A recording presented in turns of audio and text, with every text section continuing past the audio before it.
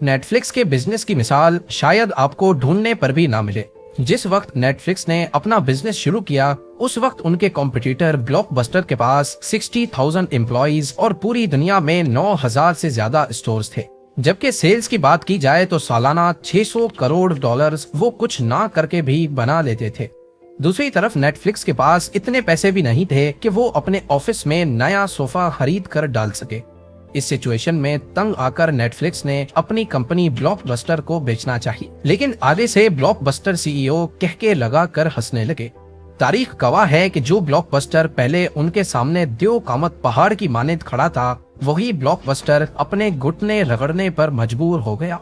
सिर्फ कुछ सालों के बाद नेटफ्लिक्स ने ब्लॉकबस्टर का नामो निशान ही मिटा दिया और आज ये 28,000 करोड़ डॉलर्स की कंपनी है। पर ये सब आखिर मुमकिन कैसे हुआ?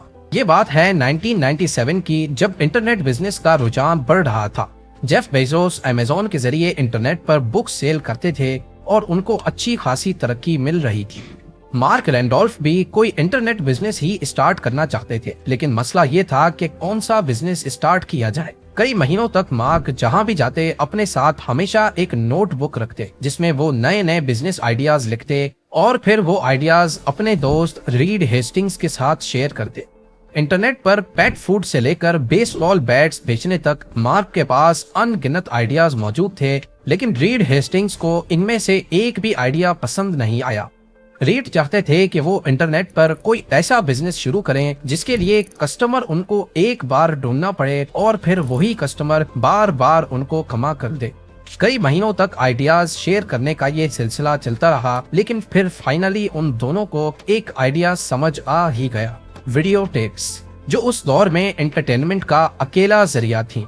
लोग वीकेंड्स पर अपने करीबी ब्लॉकबस्टर स्टोर पे जाते, वहां घंटों तक अपनी पसंद की मूवी सेलेक्ट करने के बाद उसको रेंट पे ले जाते थे और अगर वीडियो टेप टाइम पर वापस ना की तो उस पर फाइन लगता था।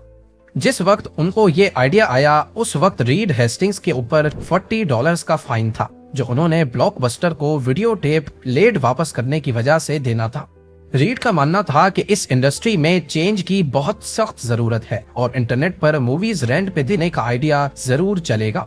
पर मसला ये था कि एक एक वीडियो कैसेट काफी भारी थी और उसको पोस्ट करना काफी कॉस्टली पड़ सकता था और पोस्टेज के दौरान जो टेप्स टूटेंगी उसका नुकसान अलग। ये एक बहुत बड़ा मसला था। तो अब मार्क और रीड को अपना नया इंटरनेट बिजनेस शुरू होने से पहले ही फेल होता दिखाई देने लगा।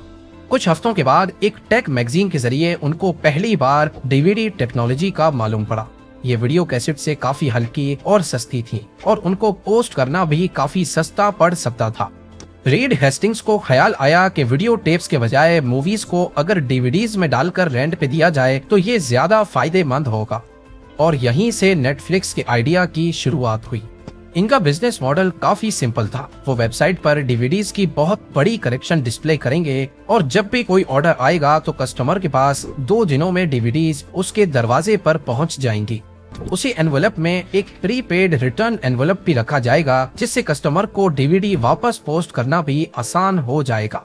आइडिया तो सिंपल था, लेकिन इसको शुरू करने के लिए पैसों की जरूरत थी और ये इन्वेस्टमेंट मार्क और रीड दोनों के पास नहीं थी। जैसे तैसे करके उन्होंने एक छोटा सा लो बजट ऑफिस सेटअप किया जिसमें सस्ती फोल्डिंग टेबल्स और सेकंड हैंड फर्नीचर लेके डाला। एम्प्लॉयज को कम सैलरी पर रखा गया इस वादे के साथ कि अगर बिजनेस चल गया तो उनको बिजनेस में शेयर दिया जाएगा। नेटफ्लिक्स की इस छोटी सी टीम ने पहले चंद महीनों में एक वेबसाइट बनाई और डीवीडीज खरीदना शुरू की। आखिरकार महीनों की मेहनत के बाद वो नेटफ्लिक्स को पहली बार लॉन्च करने के लिए बिल्कुल तैयार थे। लॉन्च से पहले उन्होंने न्यूज आउटलेट्स के साथ इंटरव्यूज लाइनअप किए ताकि लॉन्च होते ही उनको बहुत सारी मीडिया कवरेज भी मिल जाए। 29 अगस्त 1997 सुबह ठीक 9 बजे उन्होंने वेबसाइट को पब्लिक कर दिया और साथ ही उन्होंने एक घंटी भी इंस्टॉल की जो हर नए ऑर्डर पर बजेगी। पहला ऑर्डर मार्क ने खुद प्लेस किया और पहली बार घंटी बजने लगी। 1 मिनट के बाद घंटी दोबारा बजी और इस बार ये रियल कस्टमर था। नेटफ्लिक्स टीम ने मुख्तलिफ इंटरनेट फोरम्स पे अनजान बनकर कमेंट्स पोस्ट किए जिसमें उन्होंने नेटफ्लिक्स की डीवीडी बाय मेल सर्विस को इंट्रोड्यूस करवाया, जिससे और ज्यादा मूवी फैंस ने नेटफ्लिक्स का रुख किया। पहले 15 मिनटों तक घंटी मुसलसल बजती रही, लेकिन फिर नेटफ्लिक्स की वेबसाइट क्रैश हो गई। उस दौर में सर्वर्स ऑफिस में ही रखे जाते थे, ना कि प्रोफेशनल होस्टिंग सर्विस के पास। ये इशारा था कि नेटफ्लिक्स का सर्वर ज्यादा ट्रैफिक नहीं झेल पा रहा, यानी उनको ज्यादा सर्वर्स लगाने थे। उसी वक्त लोकल स्टोर से 8 नए सर्वर्स मंगाए गए और वेबसाइट को एक बार फिर से लाइव कर दिया गया। पहले दिन में नेटफ्लिक्स के पास 137 ऑर्डर्स रिसीव हुए, जो कि उनकी उम्मीद से काफी ज्यादा थे। और क्योंकि इसके बीच कई घंटों तक वेबसाइट हैवी लोड की वजह से बंद पड़ी थी, यानी असल में ऑर्डर्स इससे भी ज्यादा आने थे। उनको अपनी वेबसाइट के मसले हल करने की जरूरत थी ताकि ये बार बार क्रैश ना हो। नेटफ्लिक्स का पहला महीना काफी अच्छा गुजरा, लेकिन मार्क और रीड ने जैसा सोचा था वैसा नहीं हुआ। क्योंकि उनके पहले महीने की सेल तो $94,000 थी, लेकिन इसमें से डीवीडी रेंट पे लेने की सेल्स सिर्फ $1,000। ज्यादातर लोग डीवीडी रेंट पे नहीं ले रहे थे, बल्कि डायरेक्टली पूरी डीवीडी खरीदना चाहते थे। उन्होंने कस्टमर्स को दोनों ऑप्शंस दे रखे थे कि या तो वो $25 की डीवीडी परचेज करें या फिर $4 की रेंट पे ले ले। मार्क और रीड चाहते थे कि उनकी रेंटल सर्विस को ज्यादा लोग इस्तेमाल करें, क्योंकि इससे एक ही डीवीडी बार बार रेंट पे जाएगी और जब तक वो डैमेज नहीं होगी तब तक उनका प्रॉफिट बनता रहेगा। उनको अच्छी तरह आइडिया था कि शुरुआत में वो डीवीडी सिर्फ इस वजह से सेल कर पा रहे हैं क्योंकि मार्केट में कोई दूसरा कॉम्पिटिटर नहीं है। कुछ हफ्तों के बाद उनको अमेज़न के जेफ बेजोस की तरफ से कॉल आई। जेफ बेजोस, जो कि पहले ही ऑनलाइन बुक्स की मार्केट में अपने कदम जमाए बैठे थे, वो अब डीवीडी मार्केट को भी कैप्चर करना चाहते थे। जेफ बेजोस नेटफ्लिक्स को खरीदना चाहते थे, जिससे उनको डीवीडी बेचने का चलता चलाया बिजनेस मिल जाएगा। दूसरी तरफ मार्क और रीड भी असल में डीवीडीज रेंट पे देना चाहते थे, ना कि उसको बेचना। लिहाजा उन्होंने नेटफ्लिक्स का डीवीडी सेलिंग वाला पार्ट अमेज़न के साथ शेयर कर दिया और बदले में अमेज़न पर अगर किसी को डीवीडीज रेंट पे चाहिए होंगी तो उनको नेटफ्लिक्स पर भेज दिया जाएगा। एक तरफ से इसमें दूर का फायदा था, जबकि करीब का नुकसान, क्योंकि नेटफ्लिक्स का वो पोर्शन जो उनको कमा कर दे रहा था वो उन्होंने अमेज़न को दे दिया।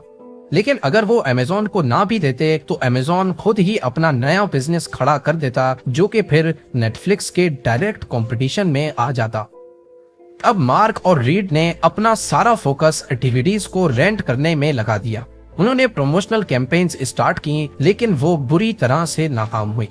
नेटफ्लिक्स ने डीवीडी प्लेयर्स बनाने वाली मशहूर कंपनीज जैसा कि तोशिबा और सोनी से कांटेक्ट किया और उनसे डील क्रैक की।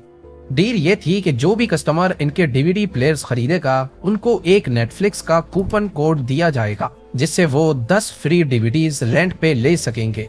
पर यह प्रमोशन फेल इस वजह से हुई क्योंकि डीवीडी प्लेयर्स पर कूपन कोड डब्बे के अंदर नहीं बल्कि डब्बे के बाहर ही चिपका दिए गए। यानी बेशक कोई डीवीडी प्लेयर ना भी खरीदे, उनको नेटफ्लिक्स का कूपन कोड बाहर से दिख सकता था। इसके चलते शुरुआत में नेटफ्लिक्स को बहुत सारी डीवीडीज फ्री में ही देनी पड़ी और ऊपर से इन नए कस्टमर्स में से सिर्फ 5% ही नेटफ्लिक्स के रेगुलर कस्टमर बने, यानी ये काफी घाटे का सौदा रहा।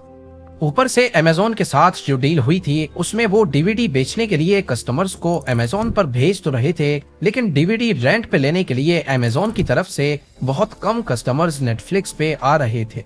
इसके बाद अमेरिकन पॉलिटिक्स में एक वाकया हुआ जिसको नेटफ्लिक्स पूरी तरह कैश कर सकता था, लेकिन यहाँ पर भी कुछ ऐसा हुआ जिसका नेटफ्लिक्स को बिल्कुल भी अंदाजा नहीं था। उस वक्त के American president bill Clinton white house की एक इंटर्न मोनिका के साथ लव अफेयर में पड़ गए और इस कहानी का राज खुल गया। इस मामले को लेकर कोर्ट में हेयरिंग्स चल रही थीं, जहां बिल क्लिंटन का अफेयर साबित हो गया और बिल क्लिंटन को प्रेसिडेंटशिप से हटा दिया गया। उस वक्त पूरा अमेरिका इस कोर्ट ट्रायल की वीडियो ढूंढ रहा था। नेटफ्लिक्स ने मौके का फायदा उठाकर चौका मारना चाहा और ट्रायल की वीडियो डीवीडीज के जरिए अपनी वेबसाइट पे लगा दी। तीर ठीक निशाने पर लग चुका था और नेटफ्लिक्स को बेशुमार ऑर्डर्स मिले, लेकिन मसला ये हुआ कि जो कंपनी इस वीडियो को डीवीडी पे राइट कर रही थी वही कंपनी एडल्ट मूवीज का काम भी करती थी और गलती से उन्होंने ट्रायल की वीडियो के बजाय एडल्ट मूवी डीवीडी पे राइट करके नेटफ्लिक्स को भेज दी। और सोने पे सुहागा नेटफ्लिक्स ने बिना चेक किए ये सारी डीवीडीज अपने कस्टमर्स को डिस्पैच कर दी। जब ये मामला खुला तो नेटफ्लिक्स ने सारे कस्टमर्स से माजरत की, लेकिन तब तक नुकसान हो चुका था। प्रमोशन का जितना फायदा सोचा गया था उससे भी ज्यादा नुकसान हुआ। अभी तक नेटफ्लिक्स का डीवीडीज रेंट करने वाला आइडिया कमा नहीं रहा था और उनकी हर एक प्रमोशनल कैंपेन बुरी तरह फेल हो रही थी। इसी लम्हे मार्क के जहन में एक आइडिया आया, एक ऐसा आइडिया जो शायद सब कुछ बदलने वाला था। यहाँ तक नेटफ्लिक्स बिल्कुल वही काम कर रहा था जो ब्लॉकबस्टर का था, यानी डीवीडीज रेंट पे देना। फर्क था तो सिर्फ इंटरनेट का, क्योंकि यही काम ब्लॉकबस्टर फिजिकल स्टोर्स के जरिए कर रहा था और नेटफ्लिक्स इंटरनेट के जरिए। मार्क को आइडिया आया कि क्यों ना हम सब्सक्रिप्शन सिस्टम स्टार्ट कर दें, जिसमें कस्टमर्स को मंथली फिक्स पैसे देने होंगे और उसके बदले में 4 डीवीडीज उनको दी जाएंगी। इससे होगा ये कि 4 डीवीडीज हर वक्त कस्टमर्स के पास रहेंगी और वो जब चाहें अपनी पसंद की डीवीडी लेकर पुरानी वापस कर सकेंगे। जाहिर है इससे कस्टमर्स पर लेट फीस का दबाव कम हो जाएगा। खुशकिस्मती से ये आइडिया काम कर गया। पहले ही दिन जिन लोगों ने ये प्रमोशन देखी उनमें से 90% लोगों ने सब्सक्राइब कर लिया। यही वो कस्टमर्स थे जिनके लिए मार्क और रीड ने इतनी मेहनत की थी। सब्सक्रिप्शन की वजह से नेटफ्लिक्स की कमाई तेजी से बढ़ने लगी और एक ही कस्टमर हर महीने उनको पैसे देने लगा। दूसरी तरफ ब्लॉकबस्टर, उनका सबसे बड़ा कॉम्पिटिटर, 9000 से ज्यादा फिजिकल स्टोर्स चला रहा था और उनको सिर्फ लेट फीस की मद में सालाना $800 मिलियन मिलते थे, जबकि उस वक्त नेटफ्लिक्स की टोटल सेल्स ही सिर्फ $5 मिलियन थी। ये एक बहुत बड़ा फर्क है। कहा जाता है कि नेटफ्लिक्स की कामयाबी के पीछे अगर कोई था तो वो उनका अपना कॉम्पिटिटर ब्लॉकबस्टर ही था, क्योंकि अगर ब्लॉकबस्टर चाहता तो वो आसानी से नेटफ्लिक्स को उठते साथ ही हरा देता, लेकिन ब्लॉकबस्टर की सुस्ती ही उन्हें ले डूबी। ब्लॉकबस्टर इंटरनेट बिजनेस को बहुत हल्के में ले रहा था और क्योंकि उनके अपने फिजिकल स्टोर्स चल रहे थे, इसी वजह से उनको छोटे इंटरनेट बिजनेस की जरूरत महसूस ही नहीं हुई। नेटफ्लिक्स के मालिकान को अच्छी तरह मालूम था कि उनका बिजनेस सिर्फ तब तक चल रहा है जब तक ब्लॉकबस्टर भी DVD by mail service start नहीं करता। लिहाजा उन्होंने प्लान बनाया कि क्यों ना हम अपना पूरा चलता चलाया बिजनेस ब्लॉकबस्टर को ही बेच दें। इससे उनको अच्छी खासी रकम भी मिल जाएगी और वो इसी बिजनेस में काम भी करते रहेंगे, जाहिर है ब्लॉकबस्टर के पे रोल पे। तो अब उन्होंने ब्लॉकबस्टर के सीईओ के साथ मीटिंग फिक्स की। पहले तो ब्लॉकबस्टर के सीईओ ने चुप करके उनकी ऑफर सुनी और फिर उनकी डिमांड तलब की। रीड हेस्टिंग्स ने झट से बोला $50 मिलियन। ये सुनते ही ब्लॉकबस्टर का सीईओ जोर जोर से हंसने लगा। मार्क और रीड को अच्छी तरह अंदाजा हो गया कि ब्लॉकबस्टर का नेटफ्लिक्स को खरीदने में कोई इंटरेस्ट नहीं है और उनको वहां से खाली हाथ उठकर जाना पड़ा। वक्त गुजरता गया और नेटफ्लिक्स की सब्सक्रिप्शंस बढ़ती चली गईं, लेकिन ब्लॉकबस्टर अपनी ही जिद पे अड़ा रहा कि इंटरनेट बिजनेस जैसी कोई चीज ज्यादा नहीं चल सकती। लेकिन फिर 2004 में पहली बार ब्लॉकबस्टर को एहसास हुआ कि आहिस्ता आहिस्ता इनके कस्टमर्स टूट टूट कर नेटफ्लिक्स पे साइन अप कर रहे हैं, जहां उनको घर बैठे उनकी पसंद की डीवीडी मिल जाती है। इस पॉइंट पे ब्लॉकबस्टर ने अपनी खुद की DVD by mail service start की, लेकिन अब बहुत देर हो चुकी थी। नेटफ्लिक्स को अपने कस्टमर्स का बिहेवियर समझने में 7 साल लग चुके थे। उन्होंने अपनी वेबसाइट पे ऐसे एल्गोरिथम्स इंस्टॉल किए जिससे कस्टमर्स को सिर्फ वही मूवीज शो होती जिनमें उनका इंटरेस्ट था। और जाहिर है ब्लॉकबस्टर चाह कर भी ये सब इतना जल्दी नहीं कर सकता था। 2007 में जब ब्लॉकबस्टर अपनी डीवीडी बाय मेल सर्विस को प्रमोट कर रहा था, उसी वक्त Netflix video on demand service launch करने की जुस्तजू में था, जैसा कि इंटरनेट पर ही मूवीज की स्ट्रीमिंग, यानी डीवीडीज का झंझट ही नहीं, डायरेक्ट आओ मूवी देखो और कहानी खत्म। दुनिया में पहली बार कोई स्ट्रीमिंग साइट ऐसा कर रही थी। इससे नेटफ्लिक्स को अमेरिका से भी बाहर पूरी दुनिया के कस्टमर्स मिलना शुरू हुए, क्योंकि डीवीडी बाय मेल सिर्फ वो अमेरिका में ही पोस्ट कर सकते थे। दूसरी तरफ ब्लॉकबस्टर अपनी आखिरी सांसें गिन रहा था। उन्होंने हड़बड़ाहट में ऐसे कदम उठाना शुरू कर दिए जिससे उनका बिजनेस बहुत अफेक्ट हुआ, जैसा कि नेटफ्लिक्स की तरह लेट फीस का हटाना या फिर वीडियो कैसेट की रिवाइंड फीस भी माफ कर देना। जब कोई कस्टमर रिवाइंड किए बगैर उनको वीडियो टेप वापस करता तो ब्लॉकबस्टर दोबारा से रिवाइंड करने के अलग से पैसे लेता था। यानी ब्लॉकबस्टर इतने सालों तक कस्टमर्स को निचोड़कर उनसे पैसे निकाल रहा था। और वहीं नेटफ्लिक्स अपना कस्टमर एक्सपीरियंस बेहतर करने में लगा था। आखिरकार और ज्यादा कस्टमर्स नेटफ्लिक्स पे साइन अप करने लगे और 2010 में ब्लॉकबस्टर का दिवालिया निकल गया और उन्होंने बैंकरप्सी के लिए फाइल कर दिया। ब्लॉकबस्टर टेक्नोलॉजी के साथ खुद को बदलने में काफी देर कर बैठा और यही कदम इसकी $1 बिलियन एम्पायर को लेट हुआ। असल में ब्लॉकबस्टर ने जो किया वो ह्यूमन साइकोलॉजी का एक हिस्सा है। जब हमारा कोई बिजनेस चल रहा होता है तो हम चाहते हैं कि बस ये इसी तरह चलता रहे और खुद को बदलने से कतराते हैं, जबकि इसी दौरान कोई और आकर इसका फायदा उठाता है और मार्केट के गैप को पूरा कर देता है। ऐसा ही कुछ नोकिया मोबाइल्स और कोडैक फोटोग्राफी के साथ भी हुआ। उन्होंने भी टेक्नोलॉजी के साथ खुद में बदलाव नहीं लाया और दूसरी कंपनीज ने उनको पीछे छोड़ दिया। आज नेटफ्लिक्स के 13,000 एम्प्लॉइज पूरी दुनिया में फैले हुए हैं। कंपनी की मालियत 28,000 करोड़ डॉलर से भी ज्यादा है और ये सालाना करीब 1900 करोड़ डॉलर्स की सेल्स करते हैं।